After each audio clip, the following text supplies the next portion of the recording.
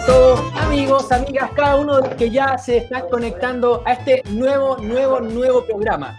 Este va a ser un programa cortísimo, van a ser solamente 4 episodios, pero va a ser muy importante. Este va a ser un programa completamente educativo. Vamos a aprender principalmente sobre las encuestas. En un país que está siendo guiado por encuestas, con un presidente, con un gobierno que es completamente guiado por encuestas. En estos 4 episodios nos vamos a dedicar a aprender y a comprender cómo funcionan las encuestas, por qué hay encuestas que nos dejan tan bajo, por qué hay otras que funcionan mejor. Este es el objetivo de este programa. Por tanto, hoy te damos la bienvenida y te pedimos que primero empieces desde ya difundiendo la información que te vamos a entregar, y esto va a estar muy, pero muy interesante. A continuación, quiero dejarte aquí abajo, aquí arriba más bien, con el gran youtuber de Cultura Chatarra. Quiero dejarte con Crypto. Oye, muchas gracias. Aquí me siento como en Netflix, porque somos parte de una miniserie de 4 capítulos, ¿no? Sí. Esto es mejor que Lost, Breaking Bad, porque más encima te informas con respecto a las encuestas. A mí me parece súper bien. A mí me pasa lo mismo. De repente me confundo, digo, pero ¿por qué hay tanta diferencia entre una y otra? Me hago preguntas. ¿Las encuestas digitales funcionarán mejor que las encuestas telefónicas? ¿Estas encuestas que hacen de repente los influencers en Twitter tendrán algún tipo de sesgo o son válidas? El mundo de la encuesta es súper complejo. Se ve simple porque tenéis un montón de resultados, pero ¿cómo se hacen? ¿Quiénes son los profesionales que están atrás? ¿En qué se basan? ¿Por qué hay intereses creados siempre? ¿Esos intereses creados intervienen en las encuestas? Yo tengo muchas preguntas, así que increíble que estemos acá. Y bueno, y estamos con Manuel, que Manuel tiene mucha experiencia con respecto a las encuestas también. ¿Cómo estáis? No le pongáis color.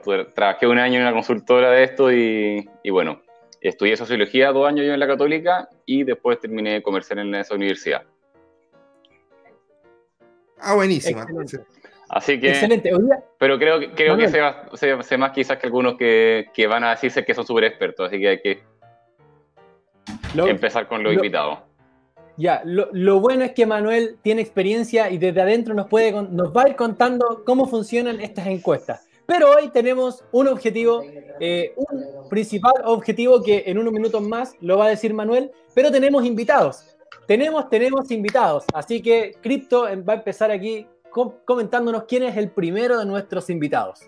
Sí, estamos con tremendo invitado porque, claro, nosotros podemos ser demasiado bellos y simpáticos, pero mucho, no sé si podamos aportar en cuanto a la metodología, así que tenemos que tener grandes invitados, y bueno, el primero es don Fernando Cerimedo, un apasionado del marketing digital, CEO de Numen Publicidad y Numen, especialista en sondeos y marketing político, activo participante de la primera campaña del expresidente de Estados Unidos, Barack Obama, actividades de marketing en la campaña del presidente Bolsonaro en Brasil.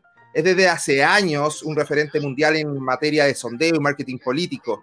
Es Master of Business Administration de la Universidad de Puerto Rico, doctor en marketing digital en la Universidad de Phoenix, con posgrado en la comunicación política de Harvard University, de neuromarketing en Massachusetts Institute of Technology, profesor de diferentes áreas relacionadas al marketing, fundador de la prestigiada Academia Numen y autor de diversos papers y documentos de ensayo sobre el marketing político y campañas electorales. O sea, tiene tanto bagaje que es una vida entera, es tremendo. Bienvenido, don Fernando. ¿Cómo están? Bueno, muchas gracias a todos. ¿Cómo están? Buenas tardes. Bienvenido, Fernando. Manuel, gracias. Dale. Ya, voy a presentar a Sebastián Miranda. Sebastián, ingeniero comercial de la Pontificia Universidad Católica, sacó la mención de Economía, tiene un diplomado en Estadística y Políticas Públicas en la misma universidad. Se ha desempeñado como analista electoral y estadístico de varias fundaciones, como dentro de ellas la Fundación Jaime Guzmán, el Centro de Estudios el Centro de Estudios Internacionales de la Universidad Católica, Fundación Influyamos y en otras. Tiene experiencia activa en la data del sector público, se orientó en la data electoral y su análisis estadístico, sirviendo como base para la generación de importantes análisis que utilizan muchos partidos a nivel nacional. Experto en estadística en elecciones fuera del país y asesor en su área de especialización, que son la estadística, econometría y análisis de datos. Buenas tardes, colega Manuel. Yo tuve clases particulares contigo alguna vez. Sí, Sí, también clases de hago esto econometría. como un hobby. Sí, econometría, Ahora me acabo de dar estadística y cuenta. números.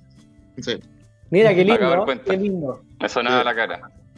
sí. Oye, yo también Sí. tengo un invitado acá. También tengo un invitado que es Carlos March, no Carlos Marx. Carlos March. Quiero contarles quién es Carlos March. Bueno, él es diseñador de la Universidad Católica Valparaíso, un náutico, emprendedor tecnológico. Yo no le pego al inglés, pero tengo que contarles parte del detalle de los estudios que tiene, pero están en inglés. Pero estudia en el Swiss Valley High School, Pittsburgh, Pensilvania. Y luego en Chile, estudia diseñador en la Facultad de Arquitectura y Diseño de la USB. Bueno, desde el 1981 ha creado diversas empresas de marketing y publicidad, tales como CPM Diseño, Procom, que fue adquirida por Clear Channel,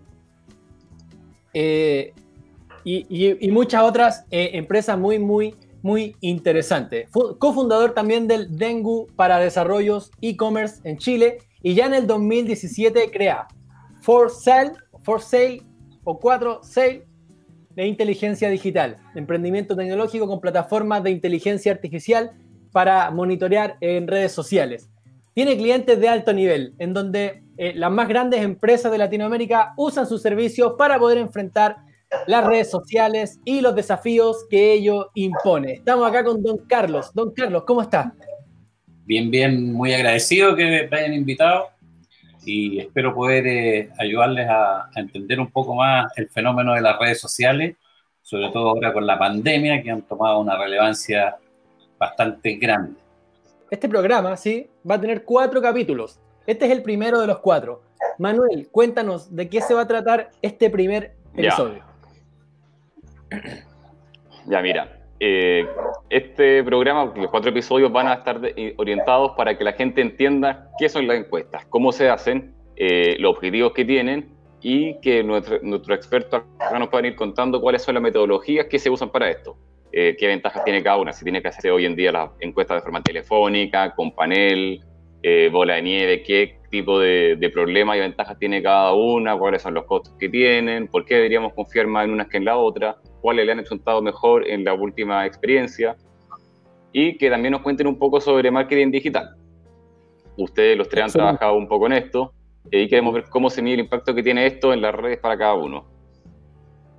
También necesitamos tener un poco de información estadística para saber el impacto que va teniendo las distintas medidas que se usan. Así que nuestros invitados tienen mucho que contarnos hoy día. Hoy día va a estar bueno. Esto va a estar excelentemente bueno. Y quiero hablar ahora con Fernando. Fernando de Numen, empresa de publicidad en Argentina. Bueno, nosotros constantemente estamos escuchando todos los días lunes que se habla en las noticias, se habla en la prensa digital sobre las encuestas. La encuesta Cadem dijo esto, la encuesta Activa dijo esto otro, etcétera, etcétera. Es algo que siempre escuchamos. El problema que hay es que en realidad no sabemos qué son las encuestas. Poca gente sabe qué significa o qué es una encuesta cuando lo está escuchando en algún canal de prensa. Y por favor, Fernando, cuéntanos, defínenos qué es una encuesta o cómo funcionan estas encuestas. Bueno, antes que nada, es un honor estar al lado de Sebastián y de Carlos en este programa, así que realmente son 2 profesionales y me siento halagado de estar al lado de ellos participando. Sobre la pregunta, básicamente las encuestas son procesos metodológicos a través de los cuales podemos orientarnos para poder conocer las opiniones y los insights del público en determinado rubro. Cuando hablo de insight, nos referimos a esas cosas que las personas, nosotros, como seres humanos, no transmitimos frecuentemente y no manifestamos de una manera directa. Entonces, para poder descubrirlo hay que realizar este tipo de metodologías y sondeos diversos que para cada cosa o para cada tipo de encuesta, están las cuantitativas, están las encuestas cualitativas, hay diferentes metodologías que queda también de cada encuestador, digamos, o investigador querer desarrollar. Después la experiencia con el tiempo te va diciendo cuál se adapta mejor a tu experiencia, a tu trabajo y a lo que estás buscando principalmente como objetivo. Ya, oye, bueno, me hablaste de las encuestas cuantitativas y cualitativas. Rápidamente, ¿qué diferencia hay entre una cualitativa y una cuantitativa? Bien, una cuantitativa lo que te da son básicamente números, son datos.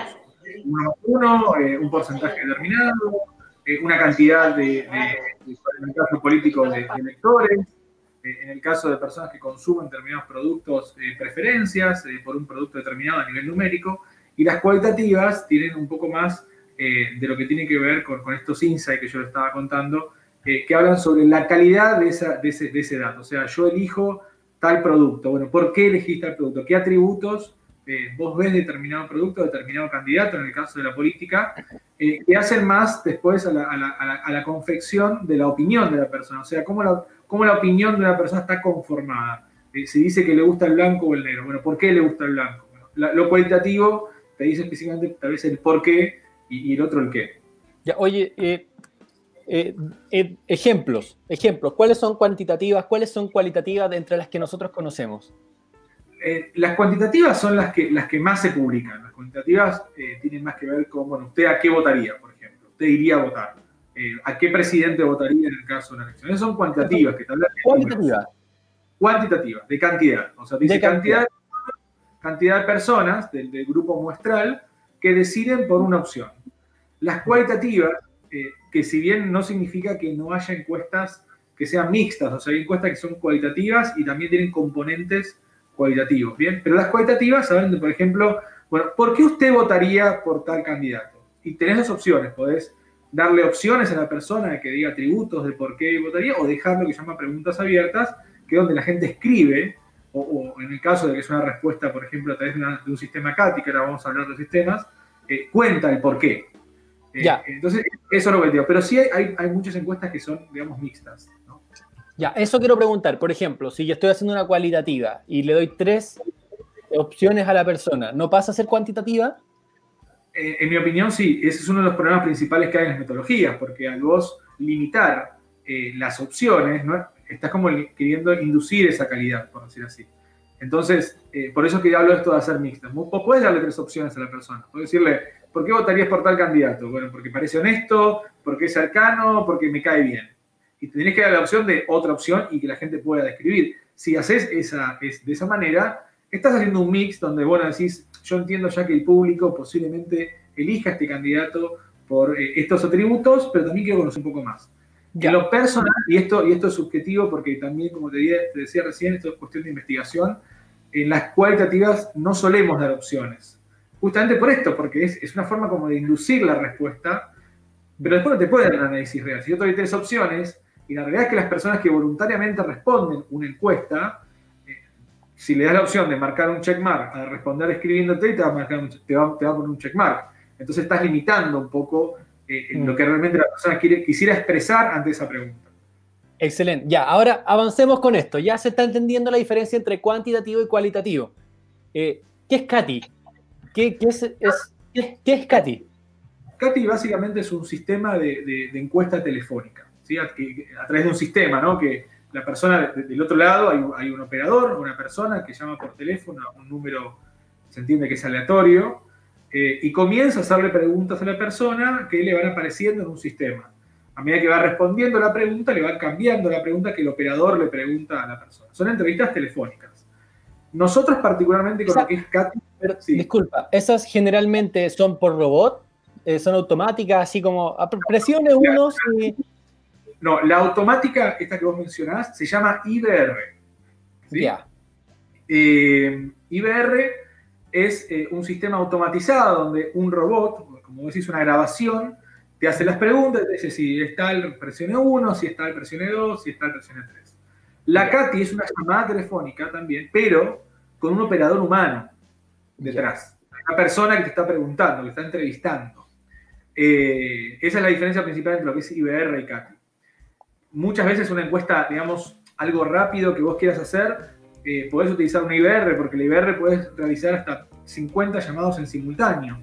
La IBR dependés de recursos humanos, entonces no podés tener 200 personas llamando en simultáneo. Esa es la diferencia principal. Y además, que muchas veces la IBR suele ser un poco más engorrosa, me refiero a engorrosa al término de que la gente no se queda mucho tiempo hablando con un robot. En cambio, con la CATI, la persona puede inducir a que siga respondiendo la encuesta y que pueda seguir avanzando. Pero en la CATI hay un ser humano detrás. En lo personal, no utilizamos, desde hace ya algunos años, la CATI para encuestas cuantitativas. Las utilizamos para encuestas cualitativas, que es donde yo quiero explorar, a nivel de investigación, sobre qué piensa la persona y por qué su decisión de tal o cual, ¿no? Y entonces la persona que está entrevistando puede como hacer una especie más de entrevista donde le va a extraer datos que son más útiles que tal vez un número, ¿no? Un sí o un no. Por eso es que no utilizamos nosotros la CATI. No significa que esté mal. O sea, hay muchas encuestadoras, entiendo que la Academ, por ejemplo, utiliza el CATI para la cuantitativa. Es una decisión del investigador, netamente de decisión del investigador. Hace muchos años en el mundo se dejó de utilizar la CATI para encuestas cuantitativas, justamente por esto, porque hay un ser humano detrás. Y si yo, por ejemplo, estoy hablando ahora, estoy haciendo una pregunta, y mi tono de voz cambió entre pregunta y pregunta, podría llegar a la persona a inducirla del cambio de respuesta. Entonces, por algún motivo, en muchas partes del mundo, en especial en Estados Unidos y en Europa, la CATI se comenzó a utilizar específicamente para lo que tiene que ver con encuestas cualitativas, de calidad, entrevistas más profundas, incluso suelen durar mucho tiempo, hay entrevistas que suelen durar hasta 15 o 30 minutos, pero se dejaron de usar para cuantitativas, porque además, algo que ha ocurrido, sí.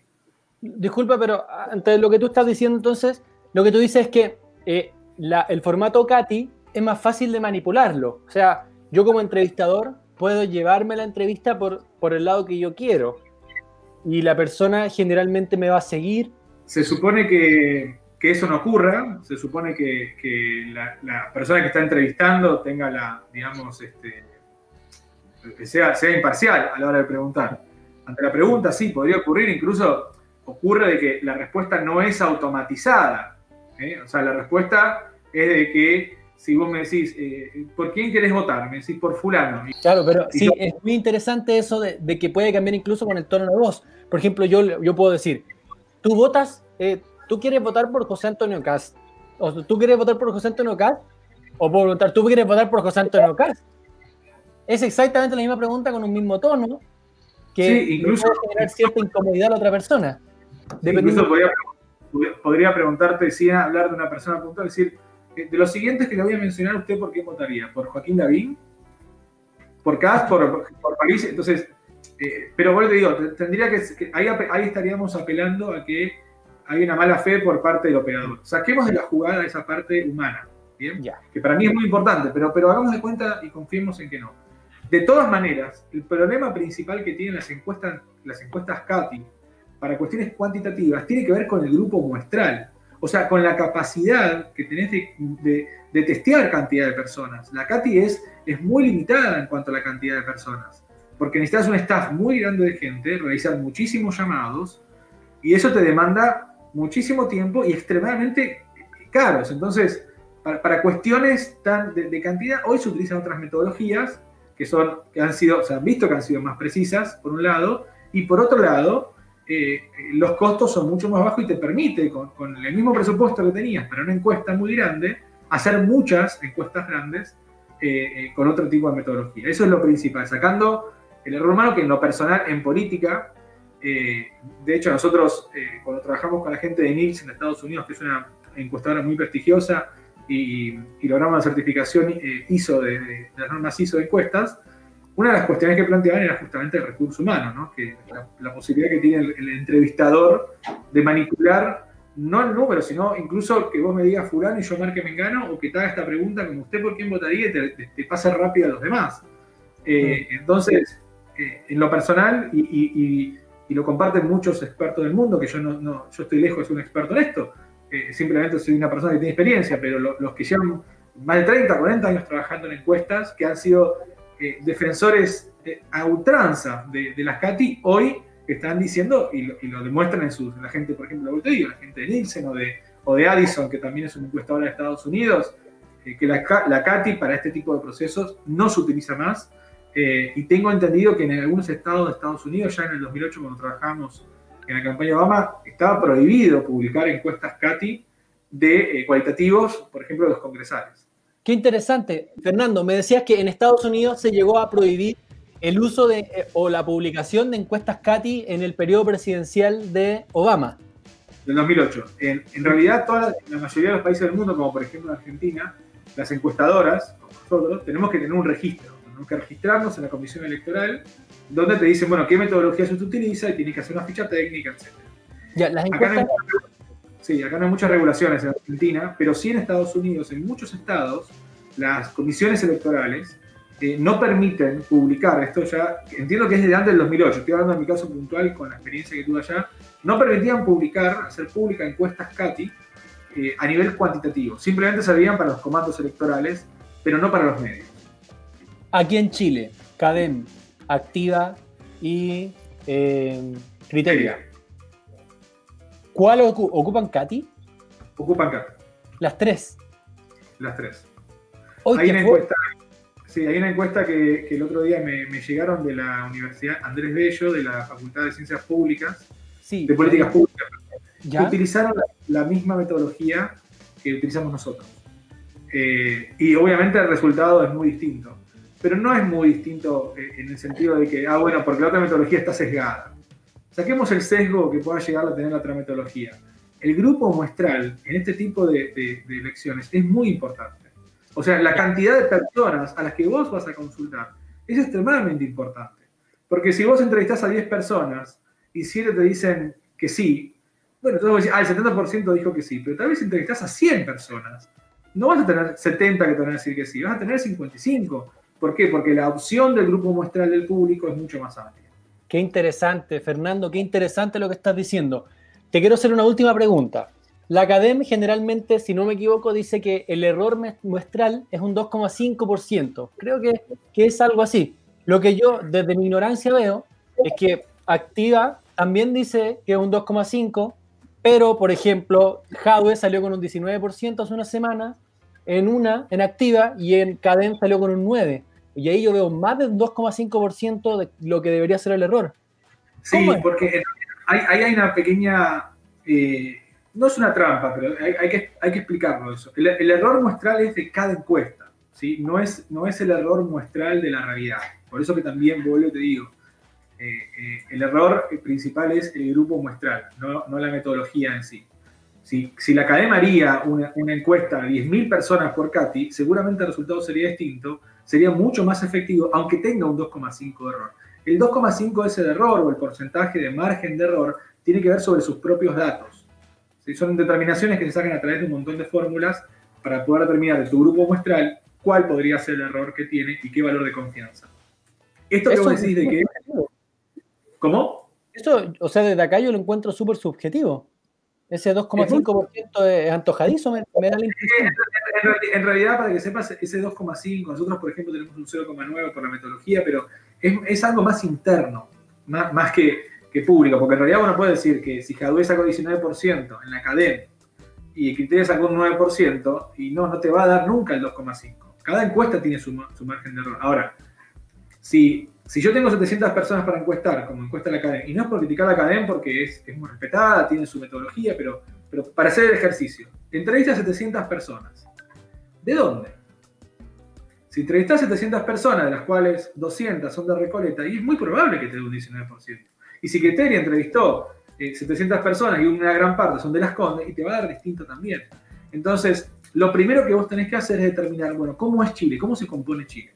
Chile se compone de 180 y pico de comunas. Perfecto. ¿Qué vas a tomar? ¿El grupo poblacional o el grupo electoral? Que es una decisión. O sea, el peso electoral o el peso poblacional. Nosotros tomamos peso electoral, pero no hay una diferencia tampoco con el peso poblacional tan grande. Bien, pero tomamos peso electoral. ¿Cómo es la distribución del peso electoral? Bueno, nosotros agarramos los datos del CERVEL del 2017 y decimos, bueno, mira, en Punta Arenas vota el 1,7 del padrón, por decirte algo. Entonces yo voy a ir a buscar en mi total de la muestra una representatividad del 1,7 del total. O sea, si yo, por decirles algo, si voy a entrevistar a 10.000 personas, yo necesito que 17 personas sean de Punta Arenas, porque me va a representar realmente con la participación electoral real de ese lugar. Entonces, la uniformidad de los datos, por supuesto que después te va a dar mucha más asertividad y más cercano a la realidad. Cuando vos tenés pocos casos, no tenés chances de hacer una muestra real. Y mucho más cuando vos ponderás porcentajes y decís, si hay 180 comunas, por ejemplo, y la CADEM entrevistó 700 personas, bueno, vos sabés que de la región metropolitana el porcentaje es muy grande. Ahora, si lo haces equiparable y entrevistás 3 personas en cada comuna, más o menos, que es lo que te daría el promedio, y bueno, me estás tomando 3 de Antofagasta, que Antofagasta o Valparaíso, que posiblemente sean lugares que tendenciosamente sean más por un lado o para el otro. Por eso es la importancia del grupo muestral. El margen de error... Lo que estás diciendo es que es imposible que logre demostrar la realidad con tan pocas personas. Lo podés hacer, lo podés hacer en un lugar pequeño. Si vos me decís, tomamos 700 casos para Valparaíso, para Antofagasta, para la región de alguna región en particular, bueno, está bien, porque en realidad el porcentaje representa algo. Ahora, si vos tomás 700 casos, 1000 casos, para todo Chile, y es muy complicado poder tener un dato fidedigno, y es muy irresponsable también decir, bueno, esto representa Chile, porque por supuesto que va a haber una modificación. Más aún, cuando vos realizás estas encuestas CATI, tenés una problemática peor. ¿Cuál es la problemática peor? Que vos estás llamando a números de teléfono. Esos números de teléfono podrían repetirse.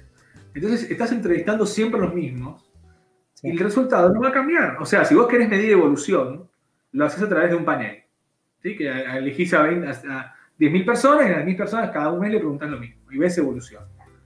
Pero la realidad es que si vos querés medir, por ejemplo, estas cuestiones cuantitativas, tenés que ir modificando, porque las personas no suelen cambiar tanto, o el porcentaje de personas no suele trasladarse tanto. Entonces vas a tener siempre el mismo resultado. También hay una cuestión un poco de raciocinio, ¿no? Si nosotros antes de hacer una muestra, bueno, Carlos lo va a explicar mucho mejor esto seguramente, que es el experto, pero si uno hace un análisis de social listening, o sea, escuchar las redes sociales, y te estás dando cuenta que los valores de las personas que interactúan en redes sociales para el apruebo o para el rechazo difieren completamente de las encuestas, tenés que poner una alerta y decir, tal vez mi metodología no es la correcta, la CATI no me sirve, entonces voy a probar otra ¿Y cómo se llama la otra? Para que la gente lo tenga recuerdado. Eso es sondeo digital, la nuestra es un sondeo digital. Te la voy a explicar brevemente porque me la han preguntado para que quede claro. Esta metodología no es nuestra, no es que la inventó Fernando Ceremedo ni Número, es una metodología que nosotros aprendimos con Nielsen en Estados Unidos y trabajamos con la gente de IBM a través de un sistema que se llama Watson, que es de inteligencia artificial.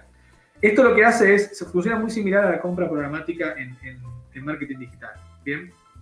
¿Cómo funciona?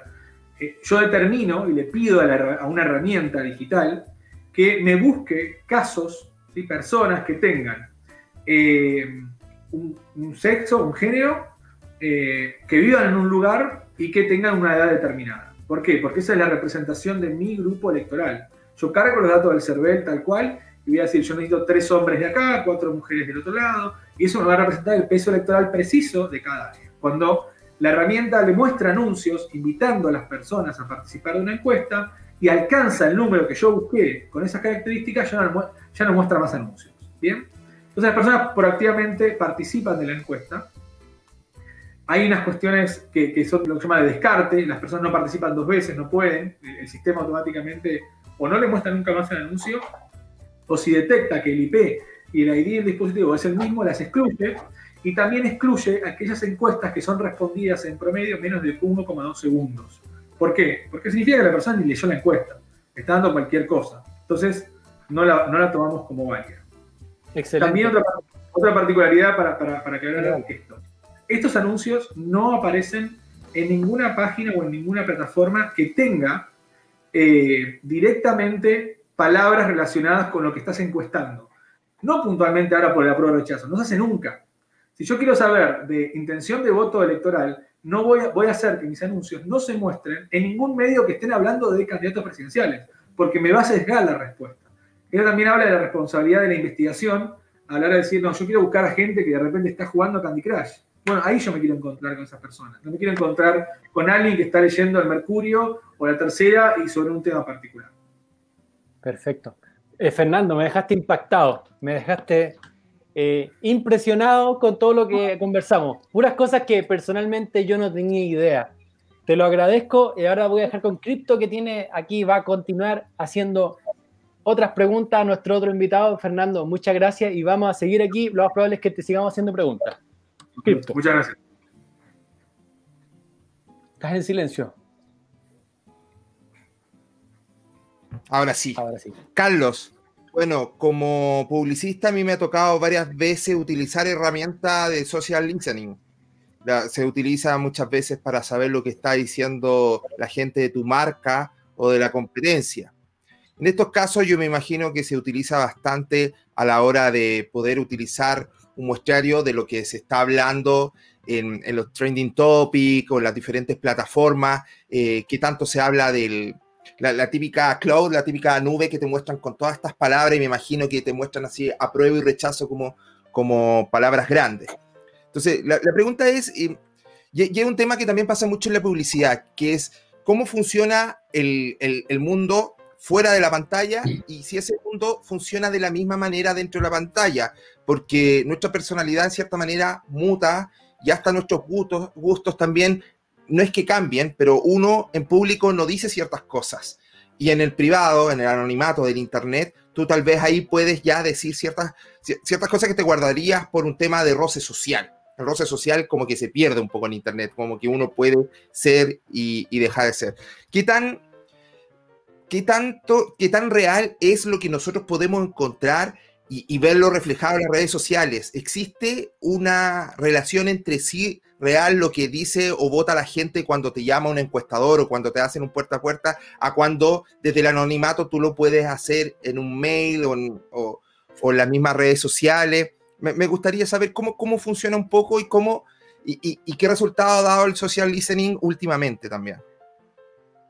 Bueno, en efecto, lo que tú dices, hay un comportamiento un poquito más suelto de cuerpo, llamémoslo así, la gente en las redes sociales, dado que está protegido por una pantalla y algunas veces protegido por un nickname. Hay mucha gente que no ocupa su nombre real en las redes sociales abiertas, sino que se pone un seudónimo y por lo tanto se le sueltan las trenzas, digámoslo así, en buen chileno. Y eso les permite, en el fondo, expresarse mucho más genuinamente y libremente, ¿eh? Porque en persona los chilenos somos más apocados, no decimos las cosas de frente, pero en las redes sociales, curiosamente, esto es inverso. La gente habla fuerte, habla claro, dice lo que quiere decir y como que de alguna manera se liberaliza sus intenciones y sus pensamientos en forma mucho más abierta, ¿ya? Lo que nosotros estamos haciendo desde más o menos el 17 y 18 de octubre, cuando partió el estallido social acá en Chile, empezamos a medir para clientes que tenemos particulares, digamos, clientes comerciales, el efecto del estallido social en las redes sociales, el efecto sobre las marcas, sobre los servicios, en fin.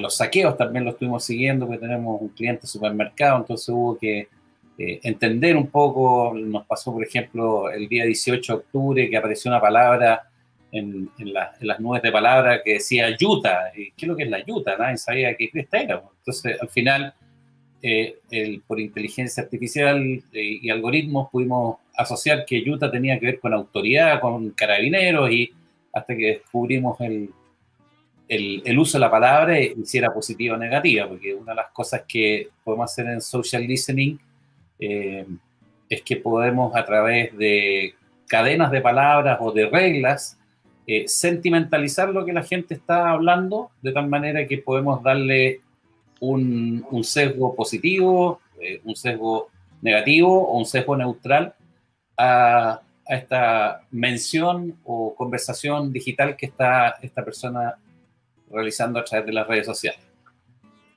Por otro lado, sí hay un sesgo, porque nosotros lo que podemos monitorear a través de plataformas con inteligencia artificial son básicamente las redes sociales y las opiniones abiertas y públicas que se publican en todo Internet. O sea, nosotros no solamente seguimos las redes sociales, sino que también el robot nuestro se mete en todos los medios de prensa digital donde se emitan opiniones que sean abiertas, páginas web, foros, blogs. En ese sentido tenemos una cobertura más o menos de 600 y tantos grupos o entidades que se expresan a través de Internet sobre política. Entonces, lo que no podemos meternos es en monitoreos de redes sociales que son cerradas como Facebook e Instagram, que salvo que nos den el acceso a un grupo, en ese grupo podemos monitorear, pero nosotros decidimos no hacerlo porque, así como Fernando explicaba que en cierta manera uno se puede sesgar si se apega a un contenido que ya está sesgado, decidimos no meternos con los grupos existentes ni en Facebook ni en Instagram, y preferimos incluso aislarlos para no tener sesgo. Por lo tanto, lo que nosotros estamos midiendo es 100% genuino y es básicamente Twitter. Lo que pasó también es que después de que empezaron, digamos, los confinamientos, las redes sociales acá en Chile se pegaron un crecimiento realmente importante, y especialmente Twitter. Ahí hay unas estadísticas que indican que en marzo creció más o menos un 56% el tiempo que empezó a dedicar la gente a las redes sociales, porque empezaron los confinamientos y obviamente parte de la entretención de uno de repente es meterse a chatear con los amigos, ver qué es lo que están hablando, y empezó también a crecer la participación de la opinión de las personas o de la generación de menciones y conversaciones digitales sobre política, y ya estaba instaurado, porque acuérdense que íbamos a tener el plebiscito en abril al principio, ya estaban instaurados los dos grandes hashtags, que eran el hashtag apruebo y el hashtag rechazo, que esa fue también otra decisión que tomamos, que fue seguir solamente los hashtags y no las palabras, porque al seguir las palabras se nos enredaban un poco las conversaciones, porque había gente que hablaba del apruebo, me gusta el apruebo versus el rechazo, o rechazaban otro tipo de cosas, en fin. Pero al seguir los hashtags se nos, depuró la data, y por lo tanto tenemos, y como estamos aplicando el mismo filtro para ambas campañas, el sesgo fue desapareciendo. Y creemos que tenemos bastante buena data, bien depurada, y que nos permite hacer seguimiento, y también de ahí extraer o nosotros sacar conclusiones, porque a diferencia de las encuestas, nosotros no hacemos preguntas. Nosotros lo que hacemos es un escáner, así, esto es como una radiografía. Nosotros somos radiólogos que le saca una radiografía a un enfermo, a un cuerpo humano, ¿no es cierto? Y después vendrán los doctores a interpretar qué es lo que son las manchitas que van apareciendo en distintas partes de la radiografía, o cómo estas radiografías van evolucionando en el tiempo, porque han ido cambiando las cosas. O sea, si nosotros revisamos los primeros periodos que hicimos de monitoreo, la gente que hablaba del hashtag apruebo era mayoritaria, o sea, era 70-30, pero arrasaban en las redes sociales. En marzo se empezó a empatar, y ahora diría que en agosto se dio un poco vuelta la tortilla, porque las conversaciones o la cantidad de gente que conversa con el hashtag rechazo es bastante más alta que la del hashtag apruebo, salvo en eventos que yo le llamo hitos. Por ejemplo, el pasado 11 de septiembre fue muy favorable en ese sentido el uso del hashtag apruebo versus el rechazo, y también fue muy grande el alcance que tuvo, porque nosotros aquí al hacer monitoreo medimos qué es lo que conversan y quiénes los escuchan, porque eso es importante. O sea, tú puedes emitir una opinión en Twitter y tienes, no sé, 300 followers y puede que nadie te pesque, pero tú puedes emitir o publicar un tweet de cierto impacto a tus mismos 300 followers, y de repente encontrarte que alcanzaste, no sé, a 600.000 personas. O sea, el efecto multiplicador, cuando alguien publica algo interesante o algo que es fácil de retuitear o que es comentable o que genera algún tipo de controversia, el efecto multiplicador es altísimo y rápido. Así que, a diferencia de las encuestas, nosotros somos, sí, yo diría absolutamente cualitativos, pero nos permite interpretar lo que está ocurriendo, porque de nuevo, como no hacemos preguntas, recolectamos o recogemos lo que la gente está hablando en forma genuina, espontánea o por distintas otras razones. O sea, cuando ocurre algún evento, por ejemplo, hace poco tiempo atrás, no sé si se acuerdan del incidente que tuvo el diputado Gutiérrez con una patrulla naval en Iquique, se fue a trending topic pero en segundos, y las opiniones que empezó a emitir la gente, que si había actuado bien, había actuado mal, lo hicieron a él incluso cambiar de opinión. Y por último, quiero decir que de repente todo este tema que pasa con las redes sociales está agarrando un impacto impresionante. O sea, ya vimos que Twitter ahí votó un par de ministros en este periodo. O sea, empezaron a tuitear contra un ministro y a las 2 semanas abajo el ministro. Entonces, está tomando mucha fuerza. Y como les dije en delante, en marzo hubo un escalón, un step bastante alto, de cerca de un 56% de aumento de las conversaciones, digamos, de marzo a agosto. Y en agosto, cuando parten oficialmente la campaña política de apruebo versus rechazo, yo diría que se pegó otra duplicada más o menos parecida, porque lo vemos en los volúmenes empiezan a aumentar en forma considerable. Eso es más o menos lo que estamos mirando. Pero una consulta, Carlos, por ejemplo, si yo quisiese un poco interpretar estos datos, ¿qué cosas yo puedo poder aprovechar de esta data que me vas a entregar tú? Por ejemplo, no sé si me podrías dar algún ejemplo, como yo, una empresa o un político, puedo saber ciertas cosas. ¿Qué tipo de cosas puedo saber gracias a esta data?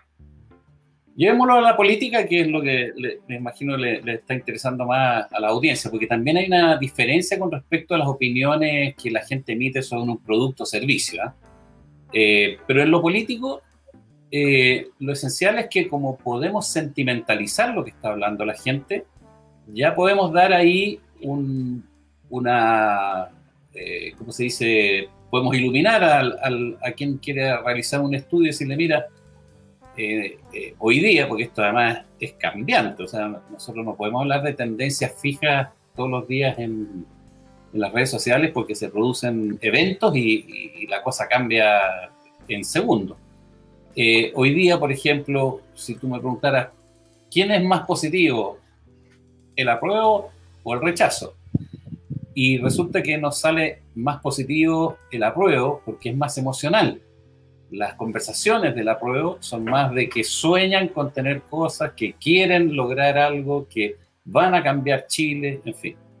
Por el lado del rechazo, las conversaciones son un poco más negativas porque dicen, no quiero que pase esto, evitemos la violencia. Entonces, la connotación de sentimiento que se le puede aplicar a cada una de las campañas se puede medir y es bastante exacto, porque nosotros tenemos más o menos un 86% de certeza con los diccionarios de palabras claves que hemos ido cargando en las plataformas, porque además el chileno es súper irónico, o sea, de repente, y además ocupamos pocas palabras, o sea, de repente uno dice, ¿y esta weá qué es? O, esta weá es. Entonces, son dos, se infieren dos formas de entender. Y la verdad es que se nos ha puesto muy entretenido porque está opinando harto la gente. A mí me ha llamado la atención. Yo pensé que se iban digamos, cuando partiera la campaña política ahora en agosto, se iba a mantener lo que ya había subido, y ha subido pero notablemente el volumen de conversaciones, la cantidad de influencers que están conversando o que han ido apareciendo, y por lo tanto de alguna manera siento que va a ocurrir algo interesante en esta elección, porque por primera vez creo que las redes sociales van a ser relevantes al momento de contrastarlo con los resultados, ¿ya?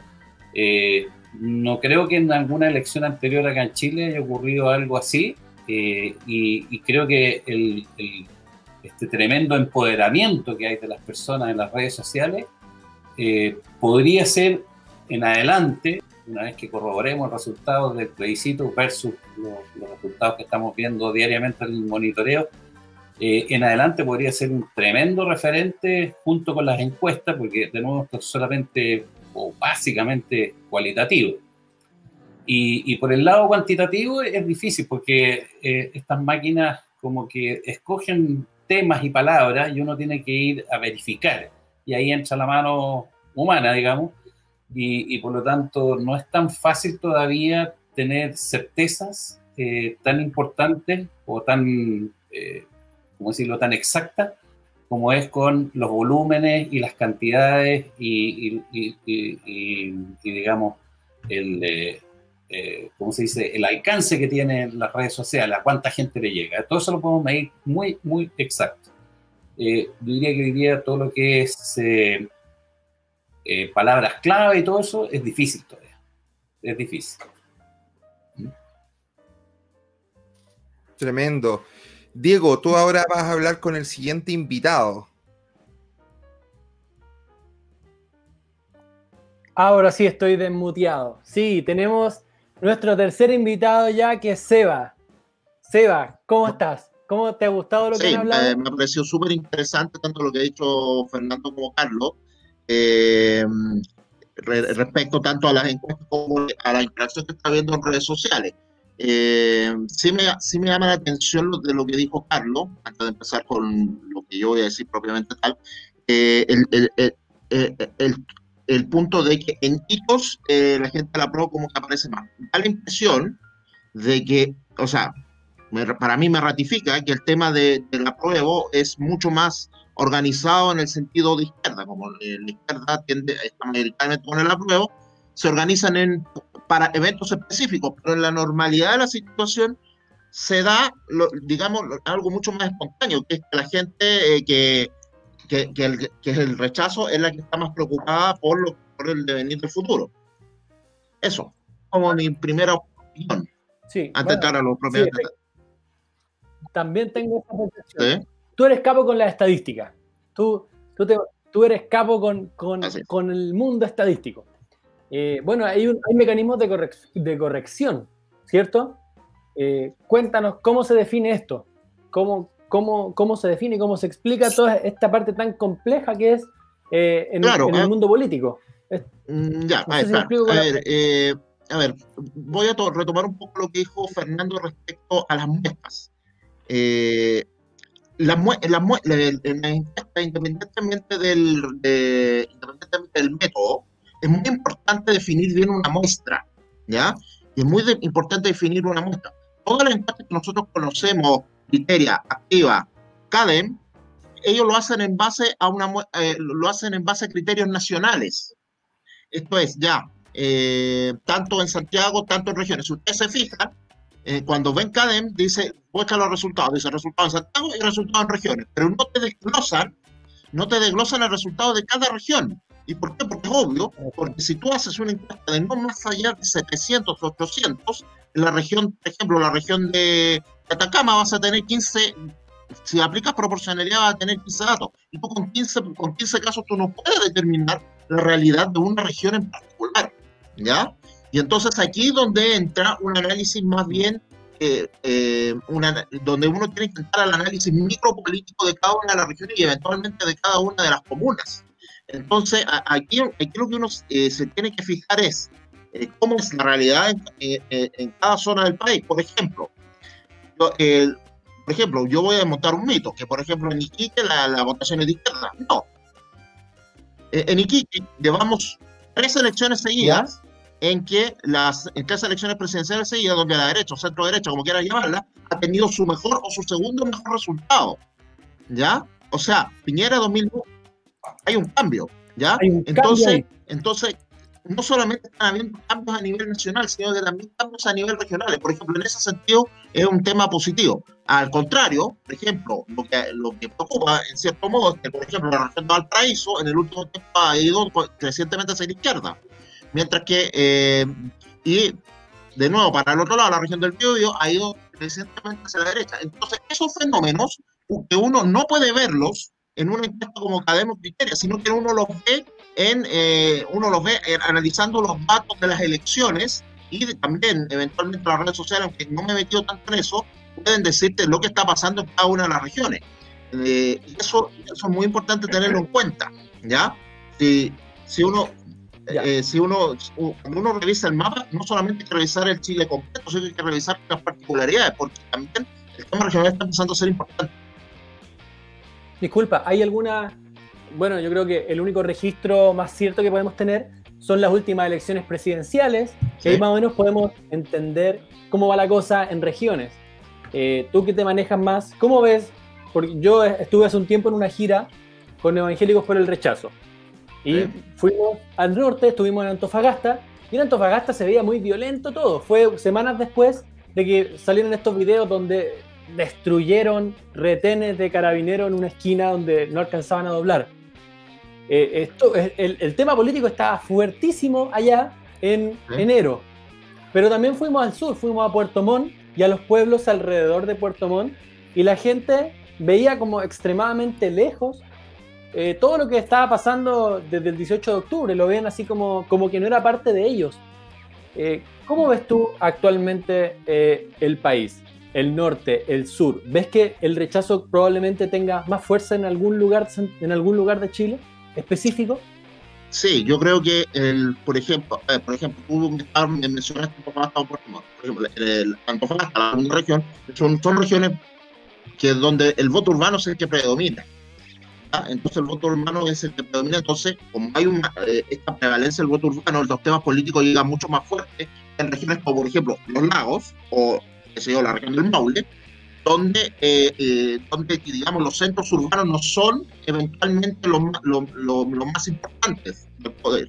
O sea, por ejemplo, Talca es la capital de la región, pero, por ejemplo, todas las comunas chicas, si tú las sumas, pesan lo mismo que Talca, o más a veces. Siempre uso, por ejemplo, la región de Los Lagos. Y generalmente ¿tú crees estos pueblos no los incluyen en las encuestas de 700 personas? No, generalmente no, es que es imposible incluirlo. Por ejemplo, te repito, por ejemplo, la región de Higgins, el 6% del padrón, ¿no? 5 o 6%, es decir, puede tener 35 encuestas. De esas 35, que vaya a llevar 15, 16 Rancagua, y que sea una comuna como Lolol vaya a tener 2 personas. Tú con 2 personas tú no puedes determinar la realidad comunal en una encuesta con solo 2 casos. Es imposible. Hay una regla dentro de la estadística que dice que más o menos para determinar la realidad de una población tienes que pensar mínimo 30 o 40 casos. O sea, por lo menos hay que pensar 30 o 40 casos para tener una noción, no para hacer un pronóstico, para tener una noción de cómo está la cosa en determinadas regiones, en determinadas localidades. Volviendo a lo que tú decías, ¿dónde va a estar más fuerte el rechazo? Lo que yo estoy percibiendo es que en el norte, digamos en el norte, entre las regiones de Antofagasta y la región de Coquimbo, la prueba es mucho más fuerte, ¿sí? La región es mucho más... En Arica es una región extremadamente complicada de entender porque siempre ha sido extremadamente volátil. Por ejemplo, cuando fue la elección de Bachelet 2, a la derecha le fue bien. Le fue bien, dentro de los márgenes, dentro de lo relativo, en el término relativo. Sacó diputados, no tuvo ningún problema. Pero en la elección presidencial de la segunda vuelta de 2017, en la región de Arica Piñera ganó apenas. ¿Ya? Disculpa, no se entendió lo último. Lo último no se entendió, como que un corte de micrófono. ¿Desde dónde? Las últimas 5 palabras. No, lo que yo decía es que, por ejemplo, en la elección de Bachelet 2, la elección parlamentaria, en la elección de Bachelet 1, donde a la izquierda le fue muy bien, pero la elección parlamentaria, si uno analiza, la derecha le fue bastante bien porque sacó como 30% de Chilevamos y hubo un candidato fuera que también era derecha, sacó como 20 puntos. Entonces la región de Arica es bastante complicada porque Arica tiende a tener esta volatilidad. Entonces la mejor muestra es que Piñera ganó apenas esa región. Pero y Tarapacá yo creo que de las regiones del norte donde mejor le va a ir al rechazo. Luego viene la zona centro. Como siempre, la zona centro es bastante más, define mucho. Pienso que va a ser muy región de Valparaíso. Yo creo que la cosa va a estar muy peleada ahí. Espero que gane el rechazo. bueno, la metropolitana en cierto sentido define mucho. Creo que sí va a tender la región metropolitana va a tender levemente hacia la apruebo, ¿ya? Va a tender levemente hacia la apruebo. O sea, no digo tender levemente, imagínate que el resultado fuera 53-47 que gane el rechazo. Yo creo que si pasa eso a nivel país, la metropolitana el rechazo gana 51-49, ¿ya? Entonces, a eso es lo que voy. Digamos, y después vienen las regiones sexta y séptima, que han sido históricamente regiones muy determinantes en las elecciones. Digamos, la suma de Metropolitana, Higgins y Maule han sido siempre muy importantes. Todos los que han ganado esa suma de regiones han ganado las elecciones. Y yo creo que ahí también se va a dar una batalla muy fuerte, aunque, ojo, que la última elección, O'Higgins y Maule fueron grandes victorias de Sebastián Piñera y de Chile Vamos, incluso en Maule. Chile Vamos tuvo 3 senadores y la izquierda tuvo 2. Entonces, por ahí vamos a ver esperanza. Luego viene la región del Biobío. La región del Biobío, históricamente, ha sido una región de izquierda. Ha sido históricamente una región de izquierda donde tenemos Lota, Coronel, el sido bastiones obreros muy fuertes del Partido Comunista. Sin embargo, las últimas elecciones, aparte de que de la izquierda y la derecha sacaron los mismos diputados, y Piñera arrasó en esa región, arrasó con el 59%, José Antonio Caz tuvo una muy buena votación también en la región del Biobío, que fue bastante... Claro, junto con la Araucanía. Pero el cambio que se originó en la región del Biobío, yo creo que fue justamente porque en la región del Biobío es donde más proporción de evangélicos hay en el país. Y yo creo que ese movimiento fue el que hizo cambiar la balanza de ser una región tradicionalmente de izquierda a una región donde la derecha está bastante más fuerte que antes. Entonces, uno tiene que pensar que el rechazo debería tener bastante apoyo en la región del Biobío. En la Araucanía yo no tengo duda que va a ser la mejor región del rechazo, ¿ya? No solamente porque yo creo que la Araucanía no está preocupada tanto del plebiscito, sino del conflicto.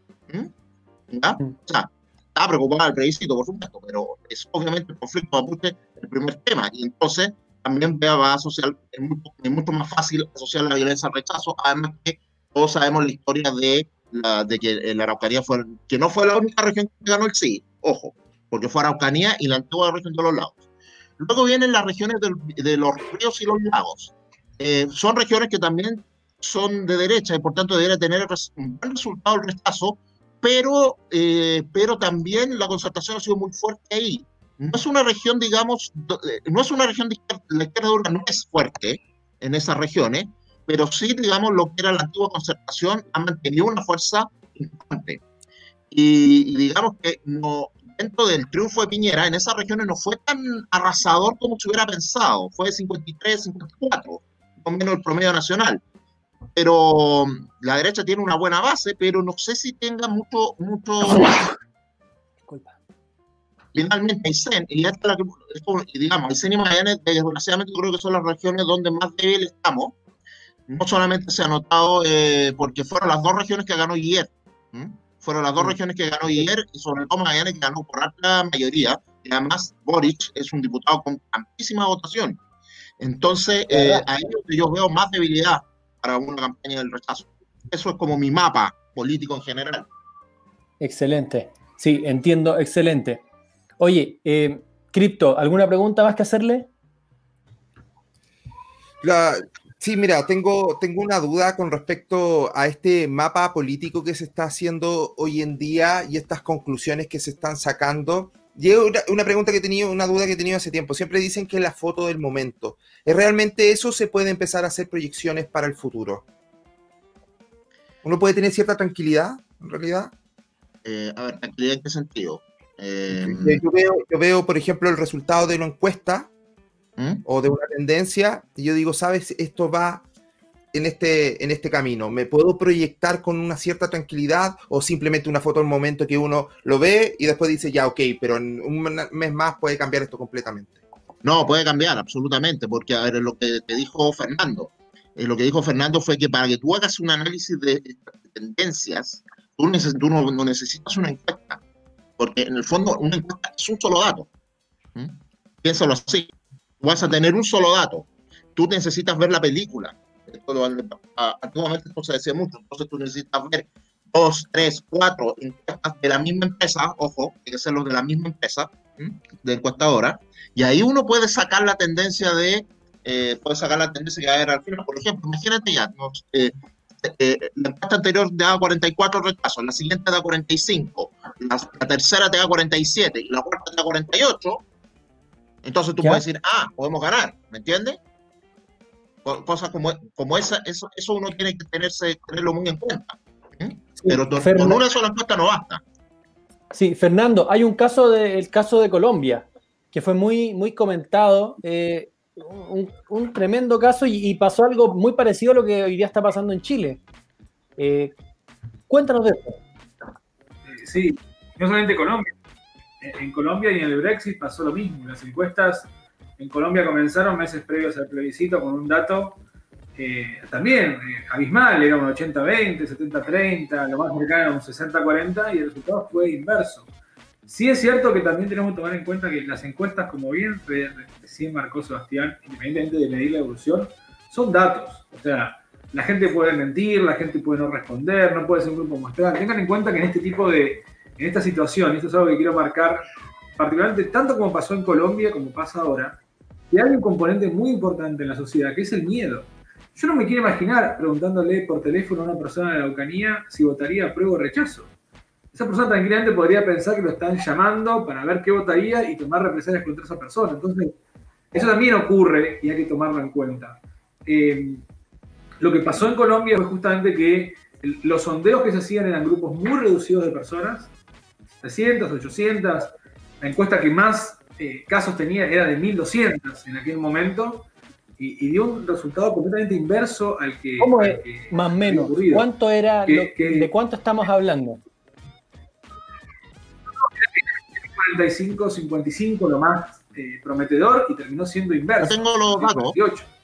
¿Lo tiene inverso por favor, Sebastián. Por ejemplo, yo tengo los datos de la encuesta que se hicieron la última semana antes de esa consulta. Y por ejemplo, la encuesta Inbamer daba al sí un 67.6% frente a un 32.4% del no, ¿ya? Por ejemplo, otra encuesta que era Cifras y Conceptos daba 62-38 ganando el sí.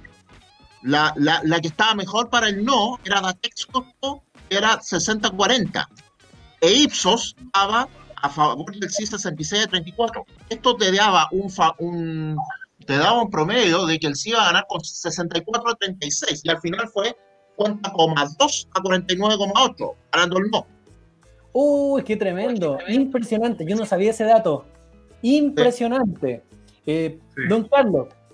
Pero fue muy cerrado, perdón, fue muy cerrado y no solamente que entiendo que va a pasar lo mismo ahora en octubre. O sea, gane quien gane, sepan que el resultado va a ser extremadamente estrecho. ¿Está bien? Porque hay mucha gente que es el voto oculto, es el voto de la persona que no responde encuestas.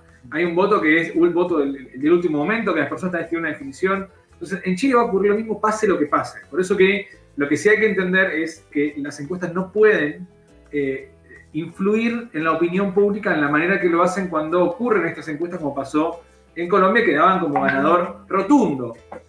Así, y no ocurrió. La sociedad quiere otra cosa. O sea, quería otra cosa y no era consultada. Entonces, en Chile es muy probable que en octubre ocurra exactamente lo mismo. Por ejemplo, disculpen, sí. Don Carlos, ¿cómo se ve en la red ahora? ¿Y cómo afecta la pandemia? Porque no estamos en un momento normal o común, estamos en un momento completamente histórico. Son 3 preguntas juntas que le quiero hacer. ¿Cómo están ahora? ¿Cómo afectó la pandemia? Y la última pregunta que le quiero hacer, a ver si es que me las puede responder las 3, la franja. ¿Cómo lo ve usted? ¿Cree que tenga un efecto dentro de todo lo que está pasando? Bueno, partamos, a ver, la cosa como hasta ahora, después de la pandemia, que como dije anteriormente, hubo un salto de la cantidad de gente que participa activamente en las redes sociales, de un 56%, o sea, es como que dijéramos, no sé, la televisión creció un 56% en menos de una semana, sería casi un milagro. Aquí ocurrió y obviamente se atribuye este salto a que la gente, al estar confinada o encerrada, recurre a las redes sociales para tanto entretenerse como para navegar o conversar o qué sé yo. Luego, ahora en agosto, cuando parte la campaña de la apruebo versus rechazo oficialmente, se produjo un hito, pero fue prácticamente ese día donde la apruebo entró con todo, digamos, se llevaron las redes sociales 70-30, diría yo, pero al día siguiente el rechazo vuelve a retomar fuerza y aumenta también un poquito más el volumen. Pero ahora con la franja, que la medimos ayer y hoy día también la está midiendo la plataforma, se produce a las 2:45 de la tarde en adelante, cuando sale la primera franja ayer, y después a las prácticamente, creo que son a las 8:45, si no me equivoco, se producen dos saltos gigantescos, donde la gente se pone a opinar y empieza a hablar sobre, por ejemplo, la actuación del evangélico, De Kevin. claro, que habló muy bien ahí Sí, tremendo Kevin. Provocó un daño, pero tremendo en el apruebo. O sea, lo quisieron matar. Igual este asistente social, que empezó a hablar en uno de los... Hoy hablé con él. Sí, también que lo empezó Rosa. a opinar, que era un papito, que tenía... Le empezaron a sacar todos los chapitos al sol, entonces fue fuertemente atacado. Entonces, de nuevo, la izquierda como... y aquí voy a agregar algo para meterle más pelo a la sopa, que es algo muy interesante. La izquierda es muy reactiva, no es tan permanente como el rechazo. El rechazo están hablando constantemente la gente y en las últimas semanas se ha puesto más positivo, porque acuérdense que les dije que en general era más negativa las conversaciones del rechazo y se han ido positivando. Pero aquí hay un fenómeno que quiero conversar y que lo tengan súper claro, y me parece que para la audiencia que vamos a tener es re interesante e importante. La composición de la cantidad de menciones que genera el apruebo es básicamente en base a sus macroinfluenciadores. ¿Quiénes son sus macroinfluenciadores? Guille, Boric, especialmente Lavallejo, nos aparece también Vidal, en fin.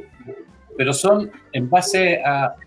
No son más de 20 los que le construyen un impacto bastante grande cuando ocurre algo. Por eso que yo digo que hay días que son hitos. Por ejemplo, el 11 de septiembre, cuando todos esos macroinfluenciadores empezaron a conversar o a hacer conversaciones en Twitter, sobre todo, se disparó hacia el apruebo, porque ellos colocan el hashtag apruebo en sus conversaciones, obviamente, la tendencia.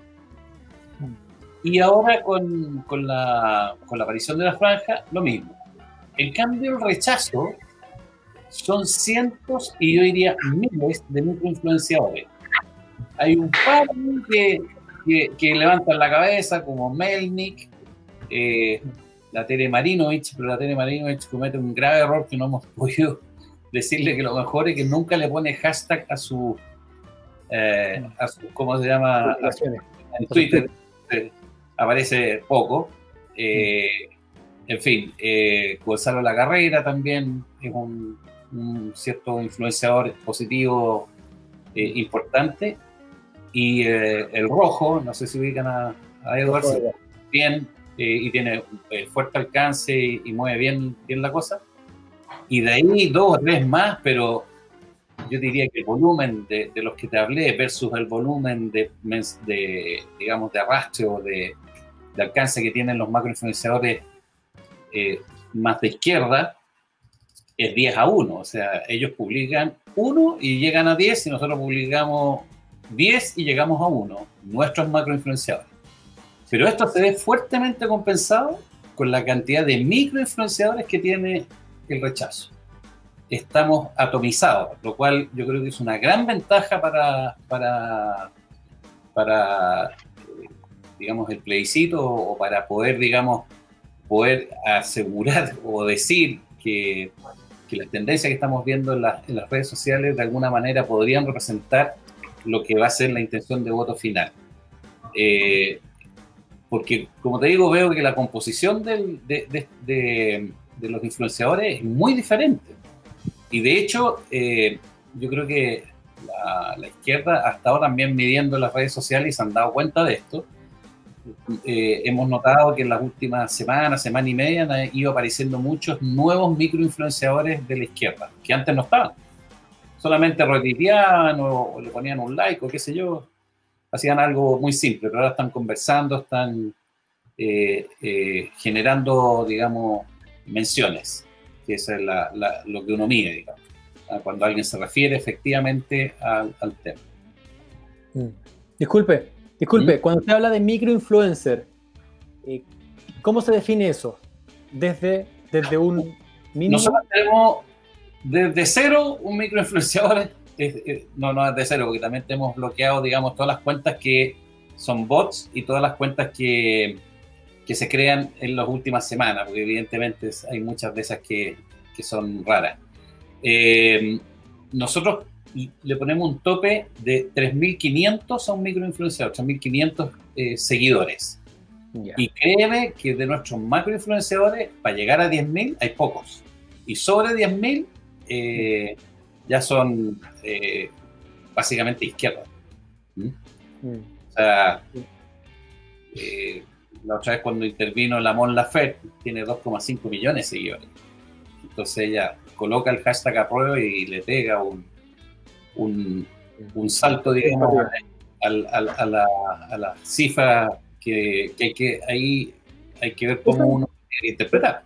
Eso es interesante de todas formas porque, por ejemplo, Mon Laferte, estamos hablando de 2,5 millones de seguidores, pero que probablemente 1 millón sean mexicanos. Otros 500.000 sean Latinoamérica en general y una parte sea de Chile. Pero nosotros solo monitoreamos territorio de Chile. Ya. No estamos monitoreando fuera de Chile. Y eso lo ve, digamos, el mismo Twitter en su API te lo va sesgando, digamos. Excelente. Porque incluso, como digo, para la época en que partieron el estallido social, teníamos mucho tráfico de Venezuela. Mucho. Entonces nos dimos cuenta que lo mejor era cortar y dejarlo geolocalizado a Chile, ¿no? Tremendo. Bueno, les damos muchas gracias por participar en esta primera semana de programa. Esto está siendo maravilloso. Siento como que me explotan las neuronas dentro de la cabeza. Así que les agradezco. Crypto ahora nos va a contar qué es lo que nos espera para la próxima semana. Bueno, como bien dijiste tú, son 4 programas. Y bueno, eso me parece súper bien y cada vez nos vamos a ir adentrando más en el detalle. En el próximo programa, hoy día no pudo estar Manuel, pero en el próximo programa va a tener más protagonismo, creo yo, porque ya se empieza a hablar sobre los detalles, los resultados. Nos vamos a meter de fondo en todo lo que tenga que ver ya con la encuesta en sí, en la parte práctica. Sí. Excelente. Y bueno, nos despedimos por hoy. Ha sido un tremendo gusto. Les damos 30 segundos a cada uno para que den sus últimas palabras, para que digan lo que quieran decir. Don Carlos, 30 segundos. Tal como dije, el impacto de los microinfluenciadores en el rechazo es súper, súper importante, así que me dirijo a quienes van a ver este programa o están viéndolo, que cada acción que ustedes hagan en las redes sociales es un granito de arena más y va sumando, y veo que por el lado de la prueba va restando, por lo tanto, métanle fuerza y ayúdenos a publicar todas las cosas y todas las ideas buenas que tienen para el rechazo. Excelente. Sebastián, 30 segundos, dale. Bueno, no desanimarse con los resultados de las encuestas chilenas que salen, que han demostrado ser bastante malas en realidad, y muy poco precisas. Pero aparte de eso, lo que yo les quiero decir es que hay que pelear todos los votos, por supuesto, no menos los ideologizados. Hay que pelear todos los votos y esta es una elección que se puede ganar si es que todos salen a hacer lo que tenemos que hacer. Tanto nosotros como los conductores, como todas las personas que nos están viendo. Ese yo creo que es mi mensaje. Y eso es mi mensaje. Perfecto. Fernando. Bueno, nada, antes que nada, muchas gracias nuevamente por la invitación. Un placer haber compartido con ustedes. Adhiero a lo que dijo Sebastián, las encuestas, si bien pueden ser pesimistas, no dejan de ser encuestas. Los datos de la intención que tiene el pueblo chileno es muy distinto. Ustedes lo vivieron en la segunda vuelta de la elección del 2017, donde 1.100.000 personas fueron a votar en la segunda vuelta por Piñera y cambió totalmente el resultado. No dudo que ocurra lo mismo ahora. Como saben, en nuestra encuesta el dato principal y más llamativo es que un 43% de personas que rechazan una nueva constitución no irían a votar porque creen que la elección está perdida. Ese es el efecto que buscan causar las encuestas, que tal vez no están sesgadas, pero se utilizan metodologías que sesgan los resultados. Así que tómenlo simplemente como un GPS y en algún caso tómenlo como propaganda y no como un dato válido para usted tomar la decisión. Perfecto. Cripto. Dale, Cripto. Bueno, muchas gracias por esta invitación, esta tremenda idea de hablar un poco más en detalle con respecto a las encuestas. Como dije en un principio, la gente se confunde muchísimo, no sabe a qué encuesta creerle, no entiende muy bien cómo se hacen, a veces suenan hasta antojadizas. Y en ese sentido, bueno, en el final, y me gustaría que en el próximo programa pudiésemos comentarlo, qué tanto afecta el resultado de la encuesta en las futuras encuestas. Vale decir, cuando Piñera sacó un 6% de aprobación, los medios como que hicieron creer que ese 6% correspondía al rechazo, y la gente creyó lo mismo. Y por mucho tiempo nos llamaron el 6%. Entonces la pregunta es, ¿de qué manera que me gustaría que lo tocáramos la próxima vez, de qué manera influyen los medios gracias a los resultados de la encuesta? Tal vez eso hace que también varíe. La propia encuesta influye en el futuro. Bueno, y creo que esto es un gran programa, así que tremenda iniciativa. Y yo también doy mis últimas palabras, darle muchas gracias a cada uno de los que se conectaron, a cada uno de los que han participado, los que han estado comentando, los que quieren saber más de este interesante tema. Soy uno más de los tantos que queremos entender cómo funciona este sistema de encuestas. Así que nos despedimos. Te esperamos en el próximo programa de la próxima semana. Aquí en pantalla te va a aparecer el horario de todas las semanas que va a estar apareciendo este programa. Nos despedimos, muchas gracias, hasta luego y ha sido un tremendo gusto que nos acompañes en el día de hoy.